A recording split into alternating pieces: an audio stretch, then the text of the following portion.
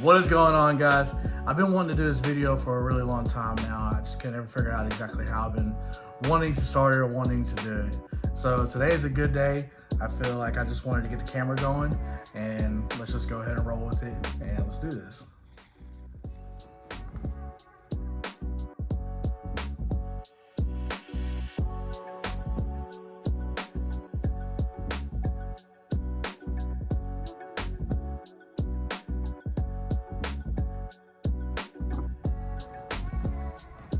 My name is Vance. I'm 35 years old from Wichita Falls, Texas, and I have a disability called Arthrogryposis. And this is living with a disability. I was actually born and raised here in Wichita Falls. Like I said, 35 years old. I've been here my whole life and everything. Growing up, my mom and my dad were together. They got a divorce when I was somewhat kind of a young age. I had 3 older brothers and a sister that lived with us for a little while. At that time, I was actually the baby. I was the youngest one. So I had a couple brothers that pretty much looked after me. I was a little terrorist kid. I was a younger brother, of course, I always wanted to be around him and everything. I was mama's baby at that time, you know. I don't say at that time, which I still feel like I'm mama's baby, which I'll always be. But mom loves every single one of us. She loved every single one of us just as equally, which I think I was the best. No, I'm just kidding. But we had a small house. We really did. There was, of course, me, my 3 older brothers, like I said, and my sister there at that time. And we had a 3-bedroom house in between my mom, my dad, 3 brothers, and a sister. And at that time when I was younger, I really didn't think about how packed that dang house was and crazy it would have been. Now I'm gotten older, I'm just like, yeah, God bless my parents. My mom was there a lot for us. Dad was always usually at work and off doing the things he had to do. They got split up, I believe, whenever I was around 11. Of course, just normal. Things didn't really work out, and all that. My dad's still in my life. He really is. He's probably one of the guys I could go to if I wanted that real, true American answer. Nothing to get cushed around. If you wanted that real advice and how the real world's gonna hit you, my dad would be the one to call and tell you how it is. My mom, I love my mom to death. She's a sweetheart. She's almost kind of the same way. She'll tell you how it is and everything. And I'm glad, because growing up the way I did, looking up to everybody, looking up to my brothers. Some of my brothers, they were a little heathens back in the days. Got a little trouble here and there. And, I thought my brothers were just the rock stars. I thought they were everything. And still love my brothers to death. My mom juggled a lot when we were young. So this is why I've always thought she was a soldier to me. Definitely, probably whenever I came into life, born the way I am with my disability and everything, I bet you that right there threw a big old brick in the road right there. My mom, she's done a lot of things for me to get me where I'm at. Growing up, with a disability and everything. When I was younger, I didn't really think it being different. It was more of my normal. People always ask me, they're like, "Well, what was it like? Growing up with a disability?" I really didn't know. I wasn't what y'all call normal at that time, so that was my normal. Growing up with it, I figured things out just like how everybody else does. I might do things a little bit different, and Might take a little bit slower, maybe a little bit longer, but I'm gonna get it done for sure. Um, Going back to my mom, she whenever I was born and the doctors figured out I had arthrogryposis and everything, they told my mom I wasn't gonna really be able to walk my whole life. I was gonna be pretty much wheelchair bound. Told my mom to be prepared for that. Be prepared to push me around in a wheelchair the rest of my life, to feed me, to make sure I get my drink and all that. And she very much said that's not gonna happen. My mom pushed me. I didn't make my very first step until I think I was about 3 years old. Um,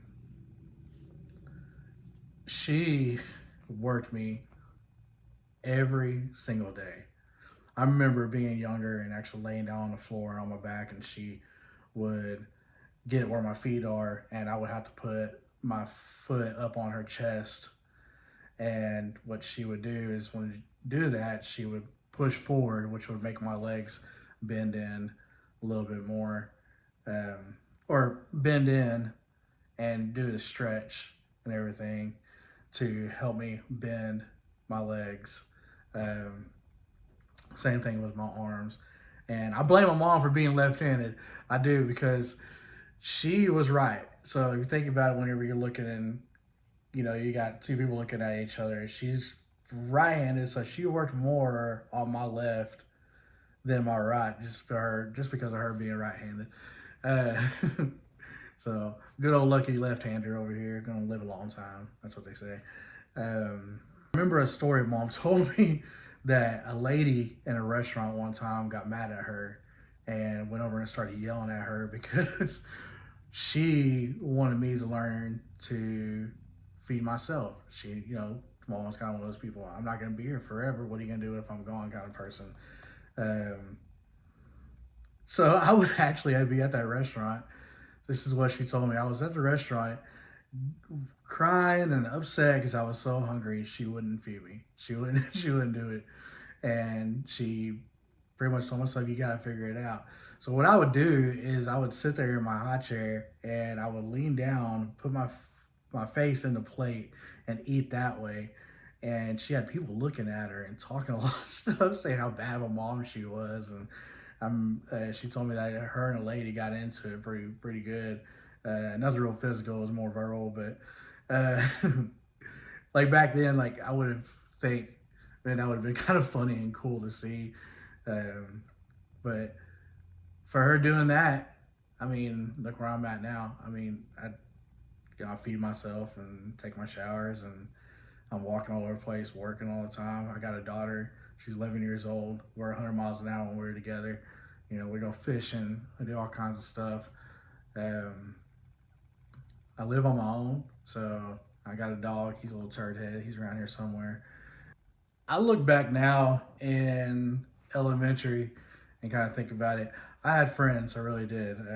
Had some really good friends. They were my best friends, and they're still my friends to this day. Kyle and Brian. Had other friends, but they're the ones I still stay connected to for sure.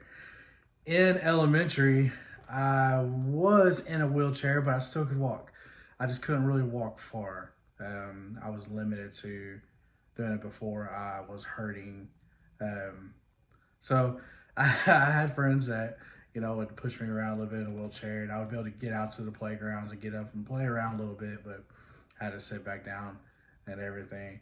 I remember before, I think my 5th grade year, my 6th grade year, my parents got me one of those scooters. You can get the little electric scooters, and to me, I thought that was going to be the coolest thing, but I was kind of embarrassed to be able to take it to school. But it was pretty cool, and all my other friends thought it was pretty sweet too. I used to always get in trouble for my friends getting on it and standing on the back of it and riding around, and I would take them to class and everything, and I learned how to do some wheelies and stuff, and teachers would get mad. uh, Thought that was pretty cool. So we took it on to junior high. I rode around with it a little bit in junior high. I think my seventh grade year. Um, And of course, the seventh grade, I was used to it. Like I said, it was just a normal thing to me having that scooter.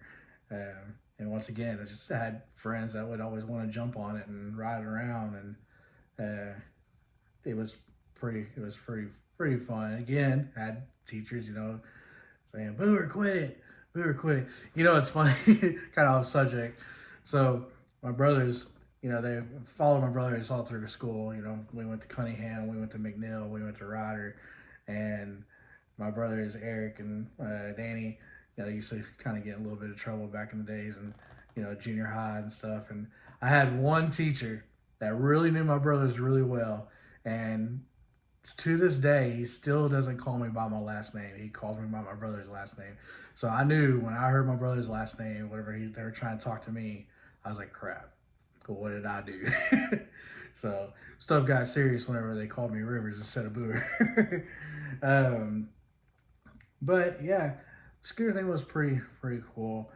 Got a little bit more into high school. That's whenever I realized I didn't really want it, and um, that's whenever I started to kind of realize you did have those kids that were, kind of poking fun. I just wasn't paying attention, and I get a little older, and you realize people are saying things and stuff like that, and so then that's whenever more of my self conscious kind of kicked in, and I was more worried about what people were saying.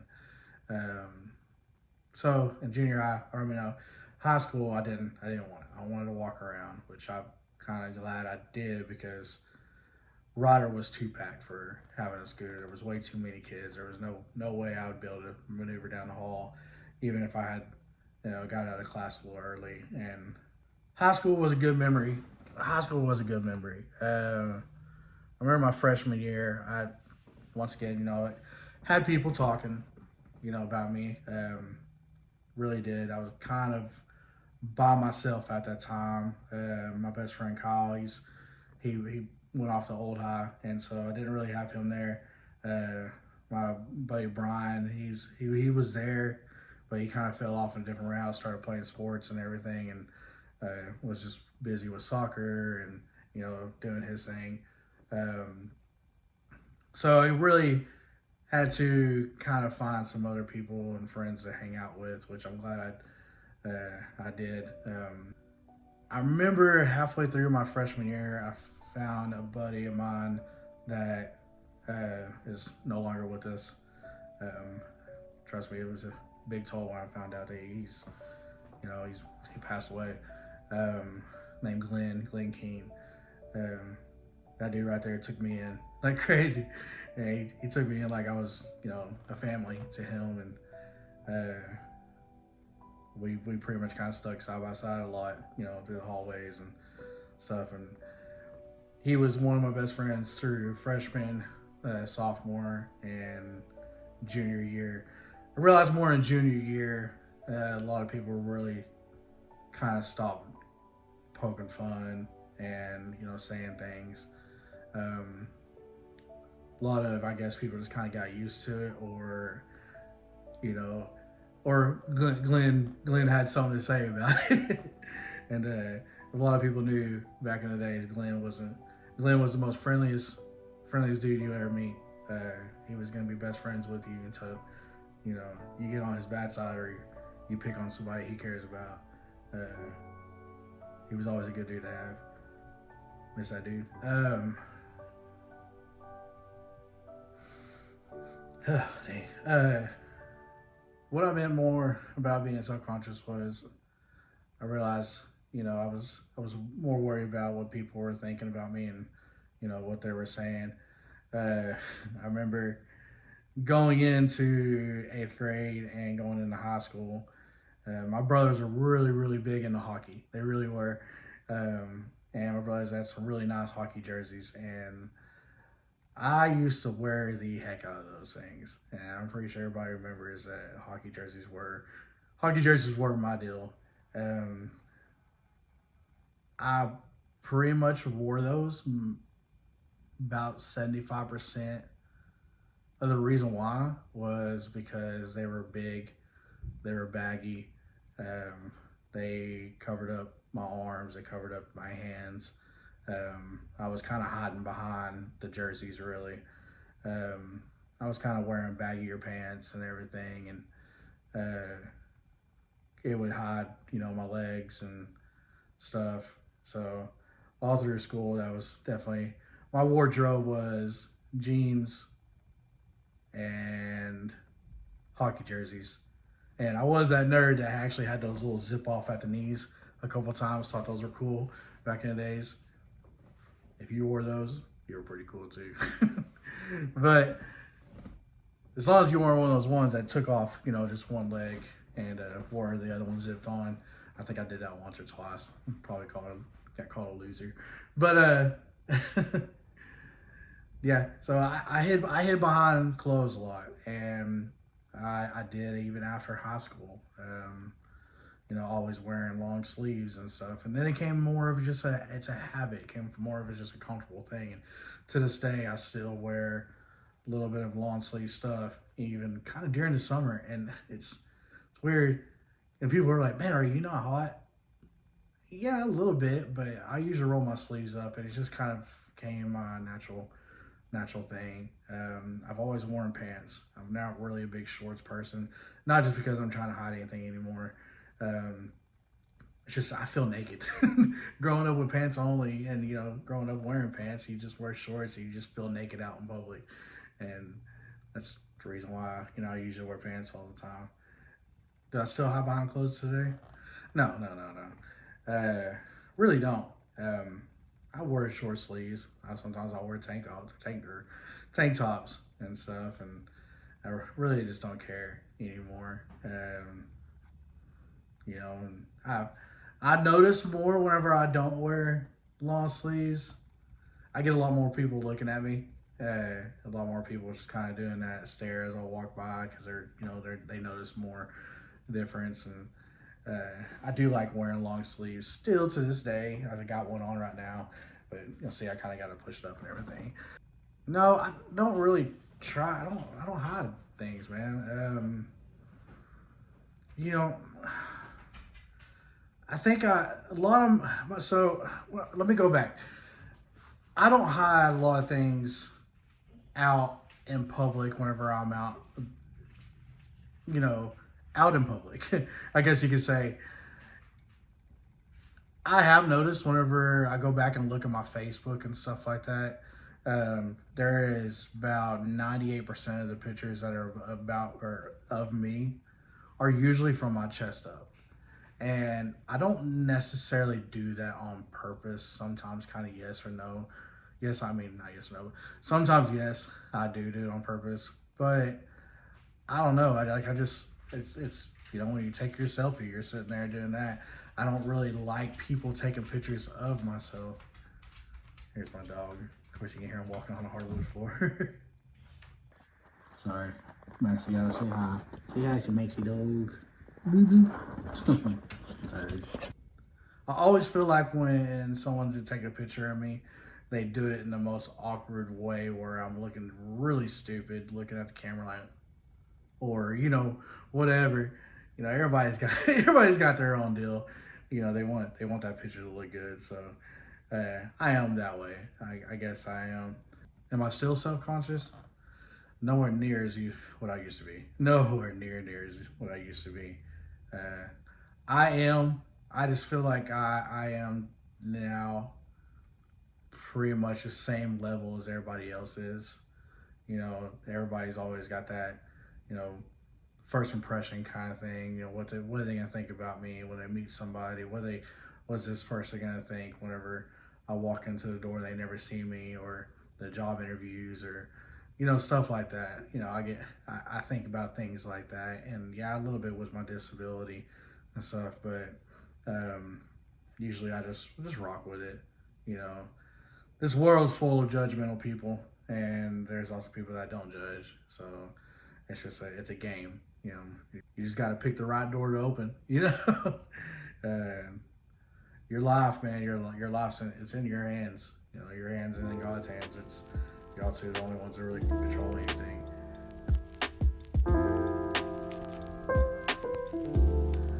Arthrogryposis.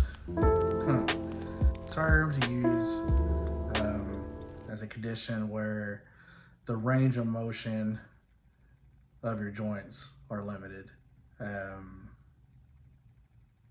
It's pretty much where any joints in my body that I have, my wrist, my elbows, my knees, my ankles, my hips, and some up here in the shoulders and stuff like that. Every part of those, the range is very limited. If it's not 50% of range, it's a little bit less than 50%. I can't really bend my arms in. I can't bend up, kind of do curls or anything. That's about as far as I can go, really, in both arms. Like I said earlier, my left side, it has a little bit more motion than my right. It really does. And like I said, I think I blame my mom, since we talked about that earlier. Walking, I can definitely walk a lot farther than what I used to. But it's still limited. I start hurting a lot sooner. Standing can't really stand for a very, very long period of time. And if I do and I push through it, which I do all the time, I tell you what, I'm going to go to bed hurting. I'm definitely going to go to bed sitting there and be like, oh gosh, wake up in the morning and probably hating life a little bit. I wake up every morning sore. I do. It's more of a back and, just aching pains. I don't take medicine. I just feel like medicine's been a waste. No pills as pain relievers or anything like that. It's just, to me, there was never really anything out there that's kind of helped it, so I've just always dealt with it. Like I said earlier, it's more of my norm now. Kneeling down, I can't really kneel down. I can't get on my knees. So if I ever do find the girl that I want to marry, I apologize now. I won't really be able to get down on one knee to ask you, but I promise you I'll make a romantic mistake whenever I do, though. So, ladies, I'm single. Man, just kidding. So when I was born, I was actually born in a ball, as you could say. My legs were up pretty much on both sides of my head, and my hands and my arms were down. And I had club feet as well. So I've had plenty of surgeries on those to get them straightened out and stuff. Never had really surgery on my hands or knees or anything like that. The only surgeries I've ever had were just on my feet, to get them more straightened out.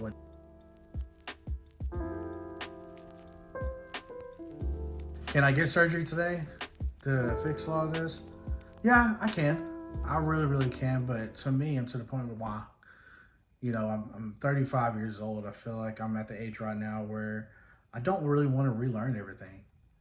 It's if I go in and have surgery to, knee surgeries and hand surgeries and all this stuff, I'm pretty much gonna have to at 35 learn how to re-walk, redo things, feed myself again and all that stuff. Not saying I really remember that, because I was such a young age, whenever I very first learned all that stuff. But at the age I'm at right now, I'm doing everything that I want to do. I got my hobbies. I do photography work. I play a little bit of guitar, and I'm not great at the guitar by all means, but I tell myself I've been a beginner for years now. I know how to play the basic chords and stuff, and I work, and I cook, and I clean, and I do all that stuff. I take care of my daughter, and I don't want to relearn all that stuff. I really, really don't. Everything I've done, or everything I do in my life right now, is the way I know and the way I've done it. And I guarantee you the things I do now to make things work, I have tried other stuff before to see if it worked, and I've, now just I do what's the best. You know, like taking a drink. I grab my cups and I do my drinks a little bit different. Like for example, I got my little cup right here and everything. So I'm more dominant, like I said earlier, in my left hand. So I use my left hand for everything. I've always used my right hand more as I call my support. It's been my support arm. So usually whenever I take a drink, which a lot of y'all people that know me have seen me do this before, but to anybody that's watching this and doesn't, it's kind of just knowing me just on Facebook and a little bit here and there and stuff. I mean, then yeah, it's probably the first time y'all ever see this, but this is just really kind of how I take a drink. I put my arms up here, slide it up, and that way I can have my arm bend, and I just take my normal drink. It's the same thing, same way I feed myself, the exact same way. With a fork, I just put it up there and then take it. Brush my teeth, same way. Brushing my hair, it's use a brush to do that. Go up there. Sometimes I'll use the wall. I'll put my hand up on the wall and get it and stuff like that. That usually helps out. Shampooing myself, doing the same thing. It's always the exact same. Have I tried to use my right hand with that? I have. But once again, going back to my left side being my dominant side, my left arm bends in a lot more than my right. So trying it with this way is just a little bit different to me. And usually if I have a cup that doesn't have a straw or anything, I normally can do it one-handed. I just kind of grip it at the bottom like that and do that. I usually do it kind of with a straw, but my go-to has always kind of been like that. It's just what I've done. That's kind of just what I've always went to. Oh my gosh, yes, all the time. I get a lot of people that really, really do. It is even like little things whenever I'm going up to the fountain drinks and trying to get me a Dr. Pepper, putting it in there. I get those people that come in or come up to me, let me help you, let me get that for you, or paying at the register and I can open my wallet and I'm pulling my card out. And I've had people before, as soon as I get done, I'm sitting there putting my card back in there and they're over coming up to me, do you want me to put that in your wallet for you? Do you want me to do that? Do you want me to this and that? I'm like, gotta back up a little bit, please. I think I can get this. I've managed it this far being 35. I think I can put my money in my wallet. Plus, I don't trust you in the first place. But all jokes aside, I mean, yeah, I do. I get a lot of people that try to help me, and sometimes it's the littlest things, getting gas, and and I'm like, it makes me laugh, and I don't mean to laugh in their face a little bit whenever I say that because it makes me just chuckle. I still, I'm gonna be nice about it, and I'm like, no, I got it. I appreciate it. I really, really do.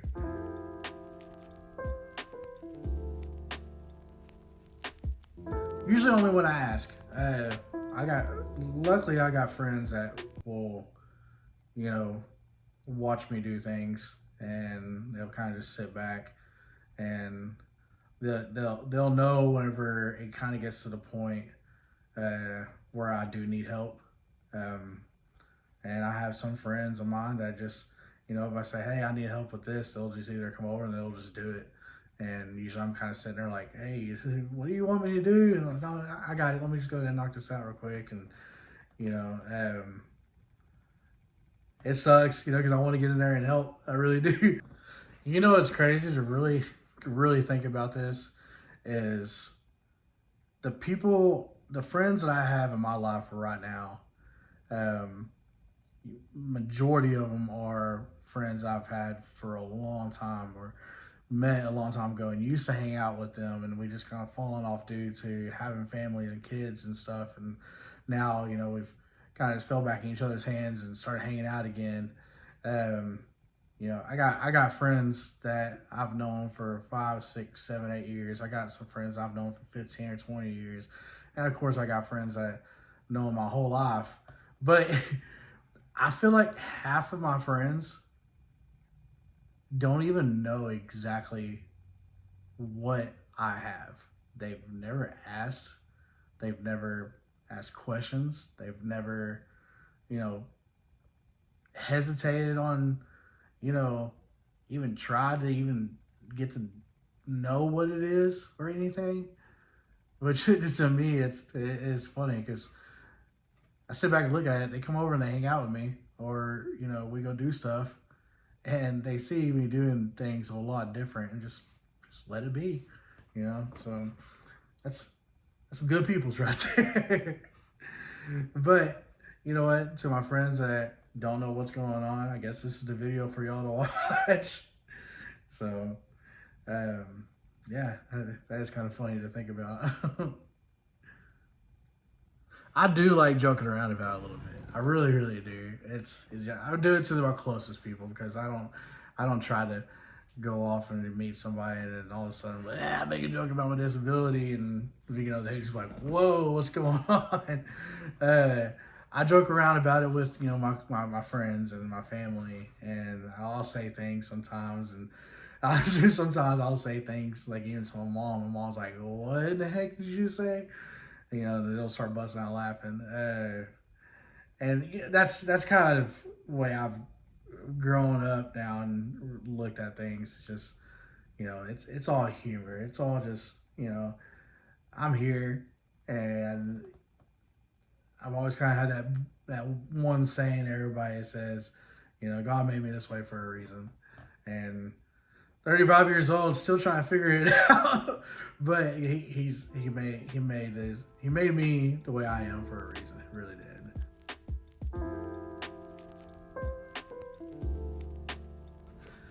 I bet you if you look back at really my job history, you would sit back and say, man, this dude really has worked a lot of places. And I laugh about it a little bit. But at the same time, I look at it more as I like trying things. I've worked in some places where I've even had some people like, man, you're probably not gonna be able to do it, and I was just like, screw it, I'll put the application in and see what goes on. I think I've had more job interviews than I have jobs,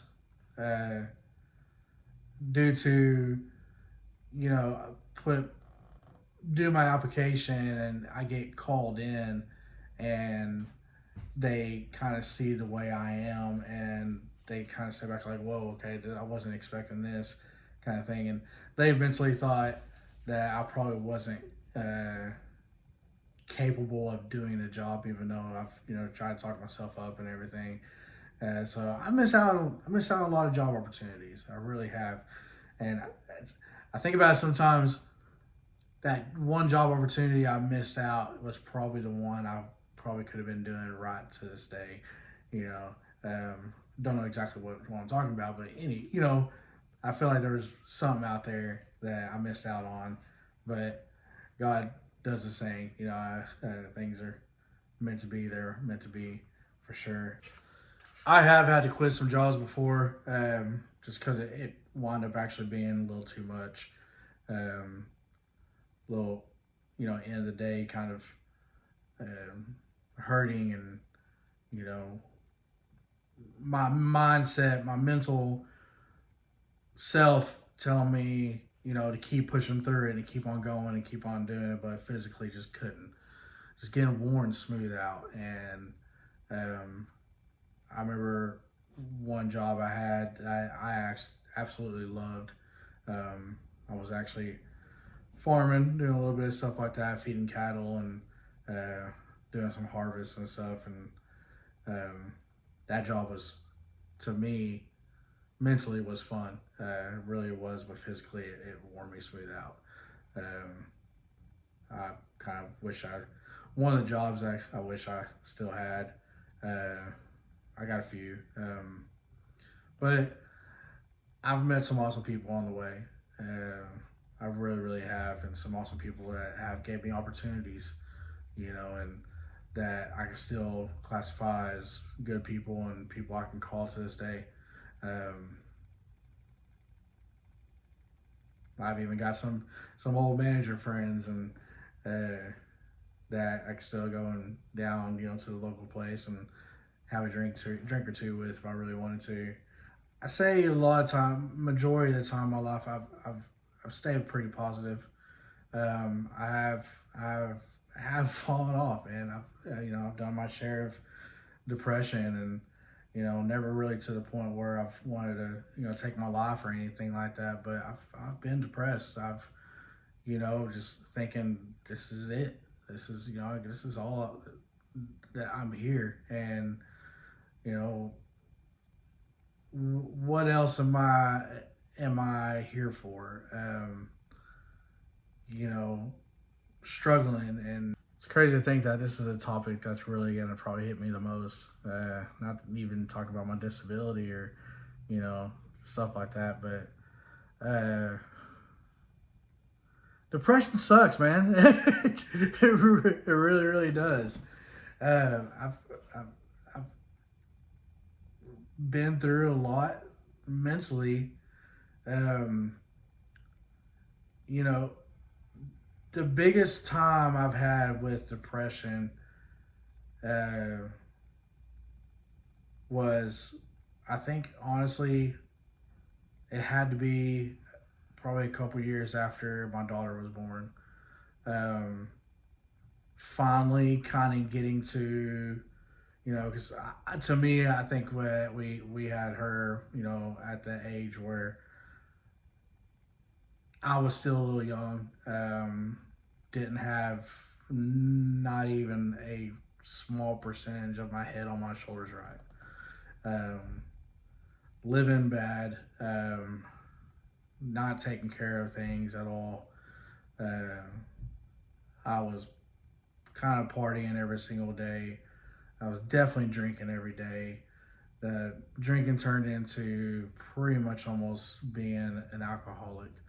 Uh, and I kept up with, slowed down with the partying, but kept up with the drinking.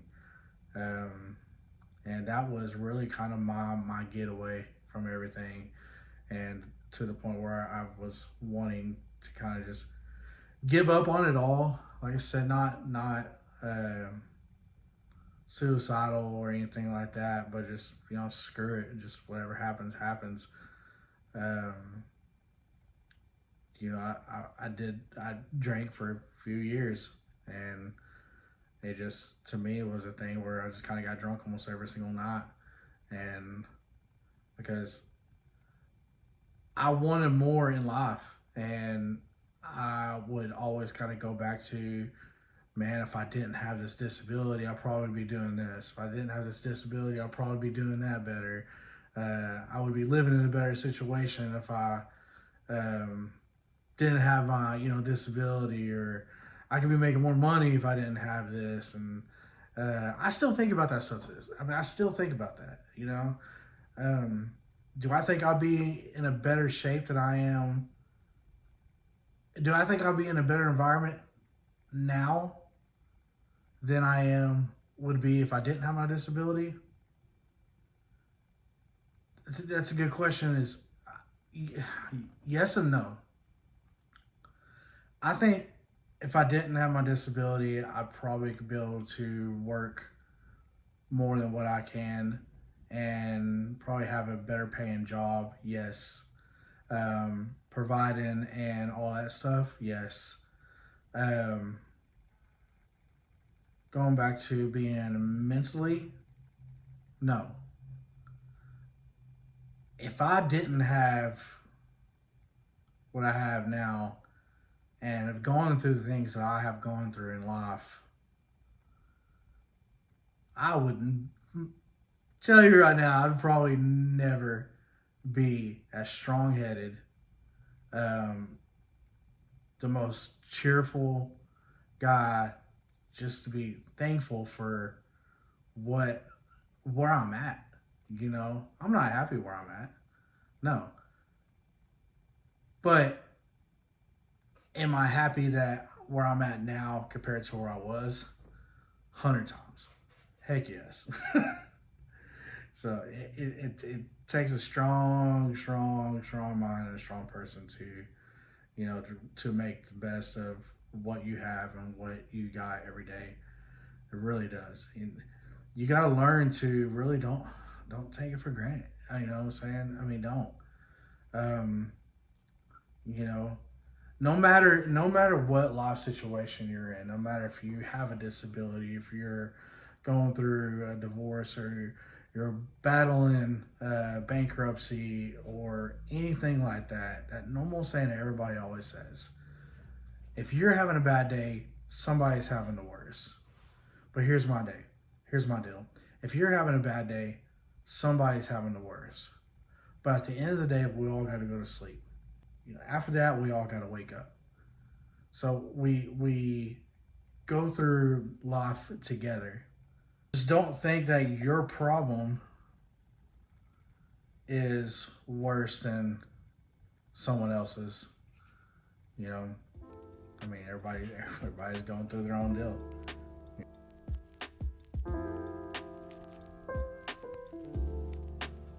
Arthrogryposis, no, it's not. It's not genetic. It's actually really rare. Nobody in my family has it. Nobody in our bloodline, tree, family tree, or anything like that. Whenever we found out that my daughter's mother was pregnant, at first we didn't really think anything about it until she was probably about a couple months pregnant, and I can't remember if it was her or my mom that kind of brought it up. But then that's when we really started thinking, like, wait, is there a chance that she's going to have the same disability or a little bit of what I have? And then that's when we were just kind of like, oh gosh, here we go. So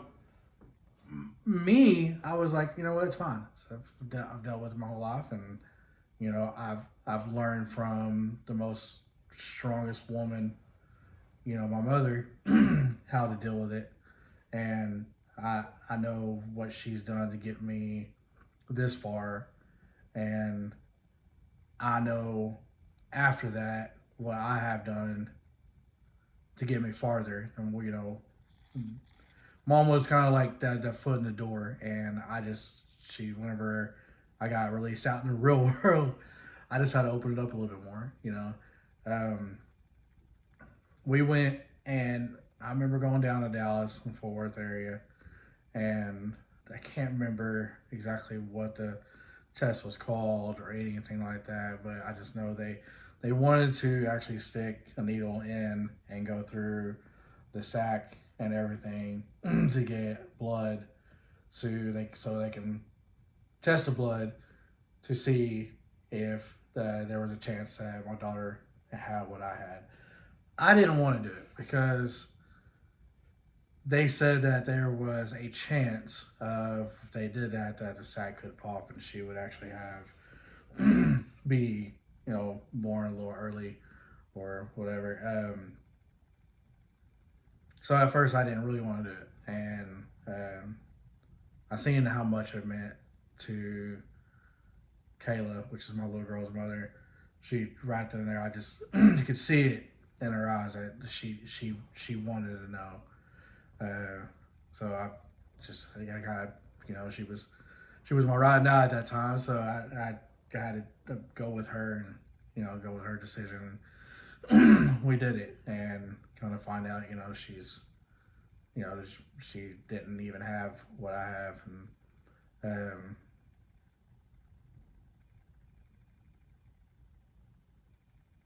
my daughter, she's something else, man. She really is. She's a split image of me. She looks identical to me. She doesn't look anything like her mom. Uh, it's crazy. Mom's a real beautiful woman. She really is. And being a woman, I felt like I probably would want my daughter to look more like her than me for sure. But the Boer string, our Boer genes are very strong. It really is. So she's definitely a Boer.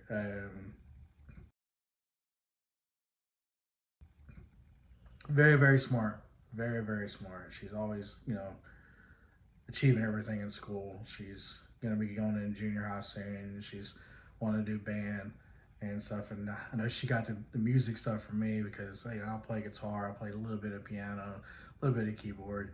Like I said, not good. Just I love just playing around. Um, so she definitely got the music stuff in her from me. She loves the fishing. She likes whenever I'm out in the shop working on my car. She likes being there with me.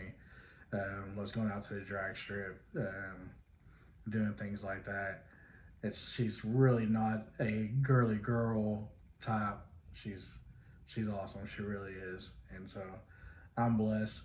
And also, kind of going back to the whole depressing thing. I feel like her. If it wasn't for my daughter, I probably also wouldn't be in where I am now mentally and with my happiness and stuff like that.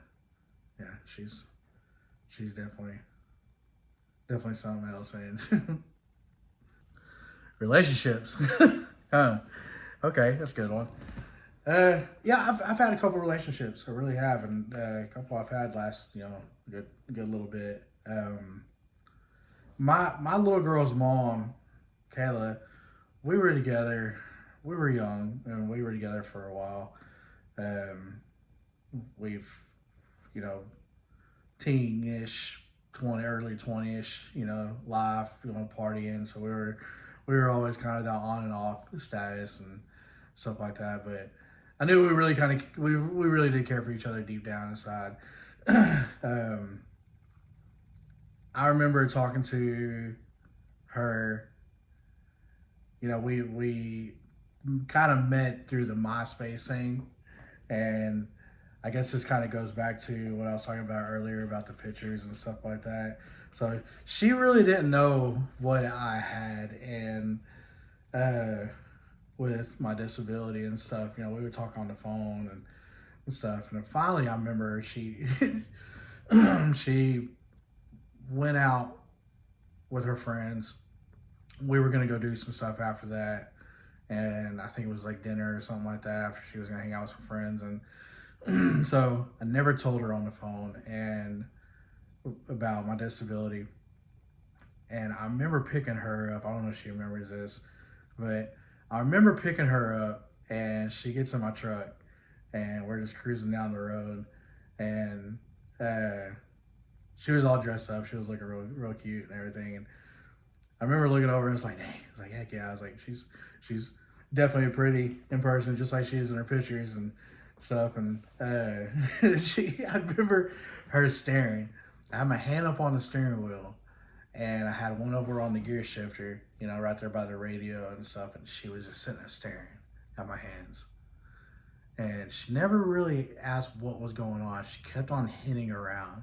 She kept on was like, so is there anything else you want to tell me? Oh, is there anything else you want to tell me about yourself? I was like, no, not really, not really. And it just like we kind of just went on their own thing really. And I think it took a couple years before she actually kind of asked what the heck was, what I had and stuff. Uh, so yeah, I think that I've always thought that little story was kind of funny. Dating with a disability. Wow, that's good. That's definitely a good one right there. It's tough. I'm gonna tell you right now, it is tough. I am single. Yes, I am single. It's been a lot of it has been my choice.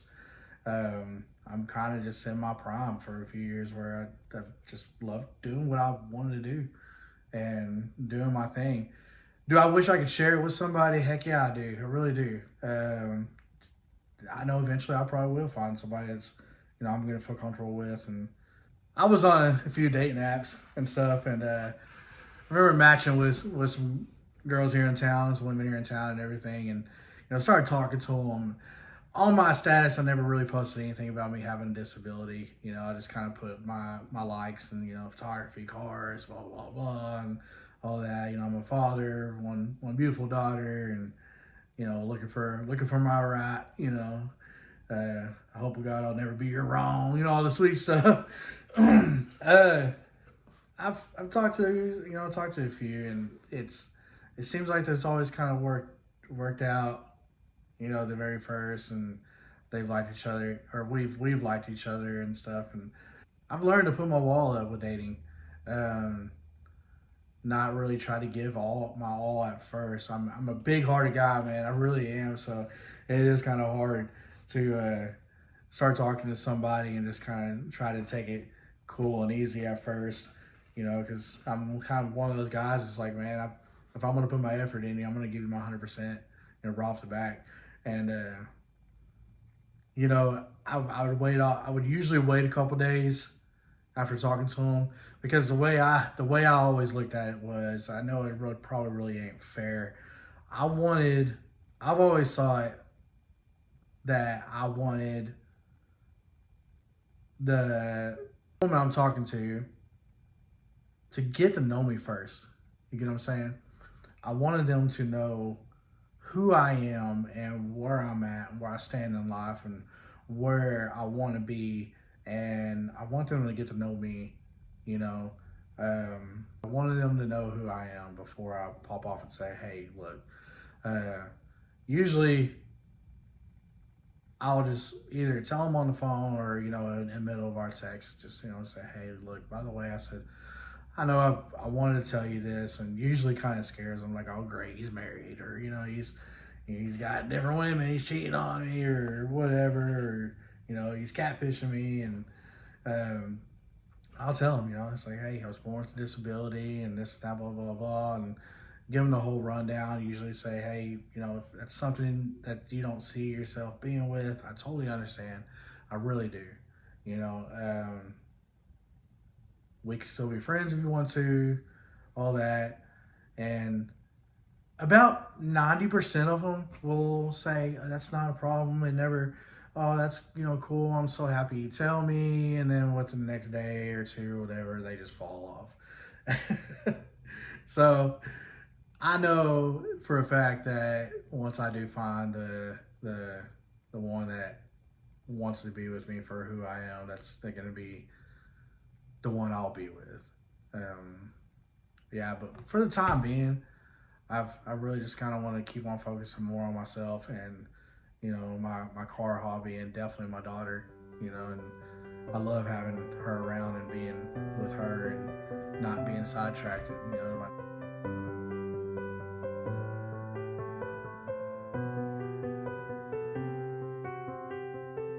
My daughter's 11 years old. She's at the time when she's with me, she loves being with me. And I think I might focus more on trying to be in a relationship once she gets kind of in high school and she starts doing the more closer to start driving, because we all know once you get in high school, once you start getting your license and everything, that's whenever you really stop doing the whole hanging out with the parents thing, because it's lame. Parents are lame and stuff. So right now it's a prime time. Right now, she's loves being with me, wants to be, side by side with me and everything. So let me take advantage of that. The dating part can hold off. So I'm just hoping at that time I'll find that one that can look past being with somebody with a disability, and and really like me for who I am, and for what I stand for, and be there.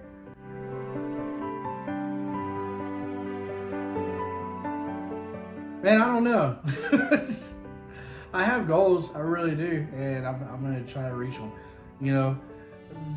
Making this video right here has really been a big goal that I've really wanted to hit.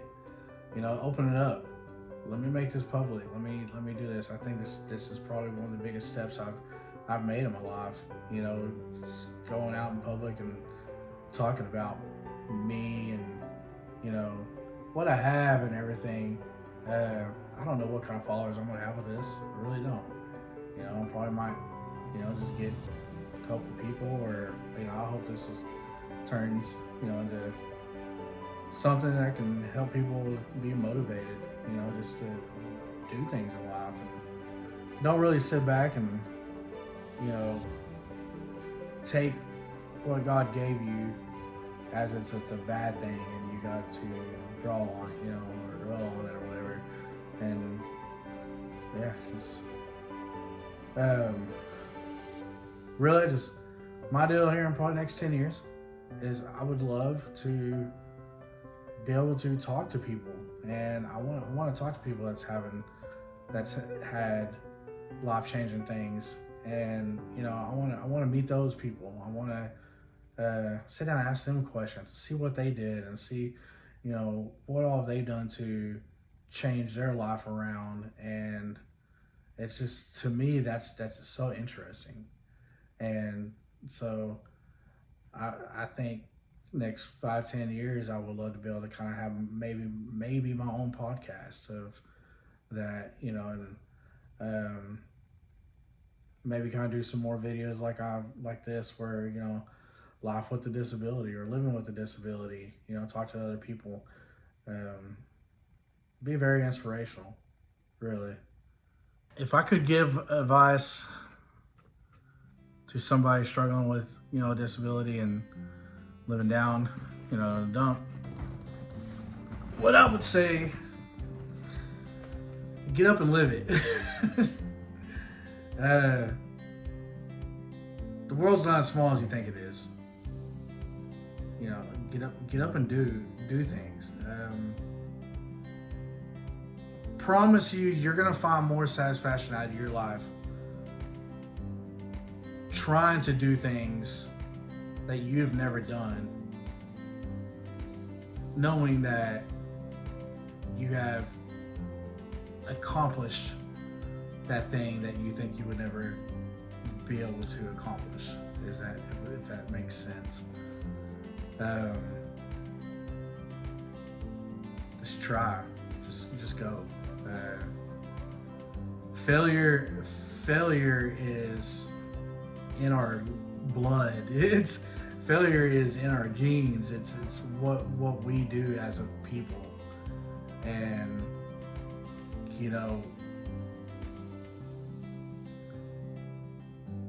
falling and failing at things is not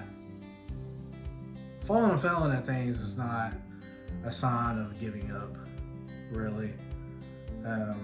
It's more of get up and try it again, or get up and let's go on to the next best thing, or let's keep on trucking, let's keep on rolling.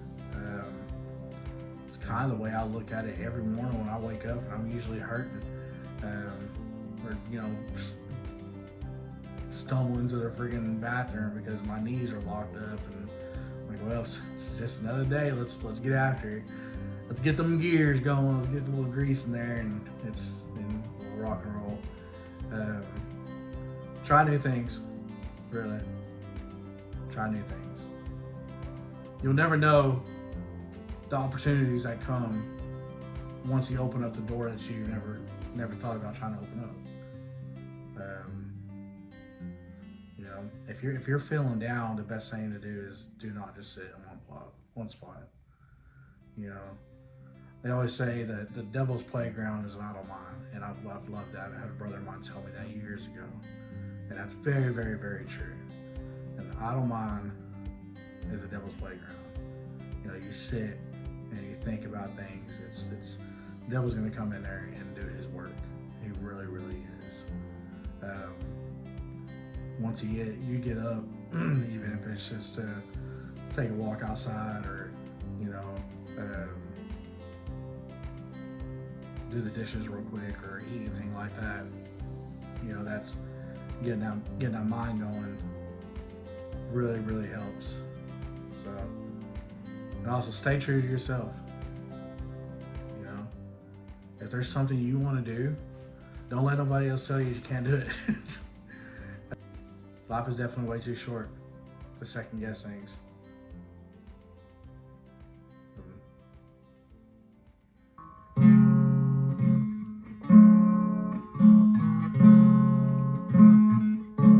Well, guys, if y'all sat through this whole thing and listened to me just blabber on about myself, then I really appreciate that. That's really kind of something I really haven't gotten out there and just talked about much. Felt pretty good. It really, really did. So I'm hoping this is going to be my next journey, the entrance to my journey, and hopefully I start getting a little bit better equipment and everything once I try to get some money saved up to do it. Start talking to some more people. I really would like to get to know more people, like I said earlier, where my goal is, and maybe try to start that podcast. So once again, I appreciate everybody. If y'all have any questions about anything, just go ahead and y'all can PM me, do whatever. Just hit that like, subscribe button down there at the bottom or down there. Really hope y'all liked my very first episode of Living with a Disability. So y'all stay tuned. I'm gonna try to put a few more videos out. So do what I say. Go hit that like, subscribe.